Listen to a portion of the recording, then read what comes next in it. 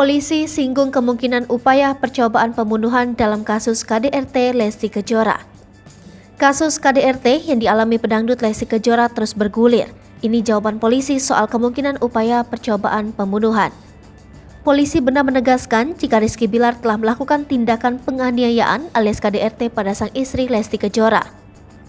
Melalui Kabid Humas Polda Metro Jaya, Kombes Pol Endra Zulpan menegaskan dugaan upaya percobaan pembunuhan oleh Rizky Bilar. Pihaknya tak membantah, tapi juga tidak membenarkan dengan menekankan dua kesalahan yang dilakukan Bilar. Ia juga menekankan pada cara Bilar membanting Lesti di kamar mandi. Akhirnya Zulpan menegaskan apa yang dilakukan Bilar cukup memenuhi pidana KDRT saja. Lesti Kejora diketahui sudah pulang dari rumah sakit. Kombes Endra Zulpan mengatakan, Lesti Kejora saat ini masih dalam kondisi trauma. Lesti Kejora kini menjalani perawatan di suatu tempat yang dirahasiakan karena tidak ingin bertemu Rizky Bilar. Kendati begitu, saat ini Lesti Kejora berada di tempat yang membuatnya nyaman untuk menjalani masa pemulihan setelah mendapatkan tindakan KDRT.